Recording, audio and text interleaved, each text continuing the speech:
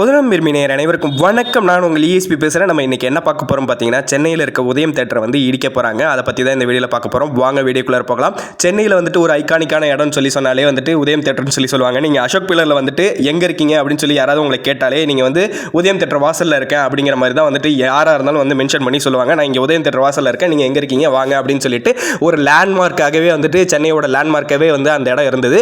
அசோக் பில்லரில் இருக்கவங்களுக்கு வந்து நல்லாவே தெரியும். ஏன்னா நானும் அசோக் பில்லரில் வந்துட்டு ஒரு வருஷத்துக்கு மேலே வந்து அங்கே ஸ்டே பண்ணியிருந்தேன். அதனால தான் வந்துட்டு அங்கே உதயம் தேட்டர் வாசலில் இருந்து எப்படி சொல்கிறது, ஒரு கிலோமீட்டரில் வந்து தான் எங்கள் ரூம் வந்து இருந்தது. 1 கிலோமீட்டர் கூட வராது, அரை கிலோமீட்டர் தூரத்தில் தான் வந்துட்டு எங்கள் ரூம் அமைஞ்சிருந்தது.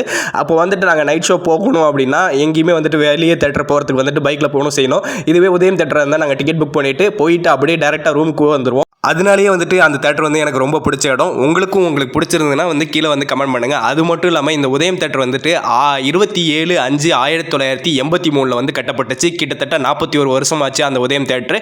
நிறைய பேருக்கு தெரியும். இப்போ 40 வயசு 50 வயசு இருக்கவங்கலாம் வந்துட்டு அந்த உதயம் தேட்டர் வந்து பார்த்து வளர்ந்தவங்க நிறைய பேர் இருப்பாங்க. உதயம் தேட்டரில் வந்துட்டு 4 ஸ்க்ரீன் இருக்குது. உதயம், மினி உதயம், சந்திரன், சூரியன் அப்படின்னு சொல்லிட்டு 4 ஸ்க்ரீன் இருக்குது. இப்போ பெரிய ஹீரோகளோட படங்கள் வந்துட்டு 2 பெரிய ஹீரோகளோட படங்கள் வரும்போது அட் அ டைத்தில் வந்துட்டு இவங்களால் ரிலீஸ் பண்ணுற அளவுக்கு வந்து கெப்பாசிட்டி இருந்தது. அது மட்டும் இல்லாமல் பெரிய ஹீரோக்களோட படங்கள் வந்து ஒரே நேரத்தில் வந்து வரும்போது அவங்களோட ரசிகர்லாம் வந்துட்டு பெரிய கட் அவுட்ஸ் வந்து வச்சுருப்பாங்க. எங்கள் ஹீரோ தான் பெரிய ஆள், எங்கள் ஹீரோ தான் பெரிய ஆளுன்னு சொல்லிட்டு கட் அவுட்ஸ் வந்து பயங்கரமாக வச்சுருப்பாங்க. நீங்கள் வந்துட்டு எங்கே வந்து சென்னையில் வந்துட்டு படம் ஓடுதா இல்லையா அப்படிங்கிறத வந்து நீங்கள் உதயம் தேட்டரை வச்சு கன்ஃபார்ம் பண்ணிடலாம். இங்கே வந்து படம் நல்லா இருக்குது, இந்த படம் நல்லா இருக்குது இல்லை அப்படிங்கிறது வந்து உதயம் தேட்டர் வச்சு கன்ஃபார்ம் பண்ணவங்கலாம் நிறைய பேர் இருக்காங்க. இந்த படம் வந்து ஓடுமா ஓடாதா அப்படிங்கிறத வந்து ஃபர்ஸ்ட் ஷோவில் வந்துட்டு உதயம் தேட்டரில் எப்படி கூட்டம் இருக்குங்கிறத சொல்லி அப்படி கூட வந்துட்டு இந்த படம் வந்து ஓடிடும் இல்லை ஓடாது அப்படின்னு சொல்லிட்டு முடிவெடுக்கிற அளவுக்கு வந்துட்டு இந்த உதயம் தேட்டரோட பவர் இருக்குது.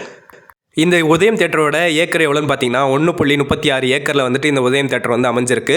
உதயம் தேட்டரை பெருமைப்படுத்தும் விதமாக தமிழ் படங்கள்லேயே வந்துட்டு உதயம் தேட்டரில் என் இதயத்தை தொலைச்சு அப்படின்னு சொல்லிட்டு பாடல் கூட இருக்குது. அந்த அளவுக்கு முக்கியமான ஒரு இடம் தான் உதயம் தேட்டர். அதனால தான் வந்துட்டு நானும் வீடியோ மேக் பண்ணியிருக்கேன். இந்த பாட்டு கொஞ்சம் கேவலமாக இருந்திருக்கலாம் நான் பாடினது.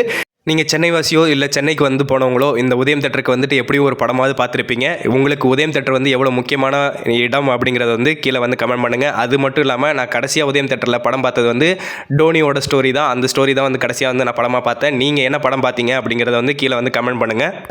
உதயம் தேட்டர் உங்களோட ஃபேவரட்டான பிளேஸாக இருந்ததுன்னா உங்கள் ஃப்ரெண்ட்ஸுக்கெலாம் வந்து ஷேர் பண்ணி விடுங்க. பொதுநலம் விரும்பி யூடியூப் சேனலை சப்ஸ்கிரைப் பண்ணாதவங்க சப்ஸ்கிரைப் பண்ணுங்கள். பக்கத்தில் இருக்க பெல் ஐக்கனை ப்ரெஸ் பண்ணுங்கள். லைக் பண்ணுங்கள், ஷேர் பண்ணுங்கள், கமெண்ட் பண்ணுங்கள். உங்களிடமிருந்து விடைபெறுவது உங்கள் இஎஸ்பி. நன்றி, வணக்கம்.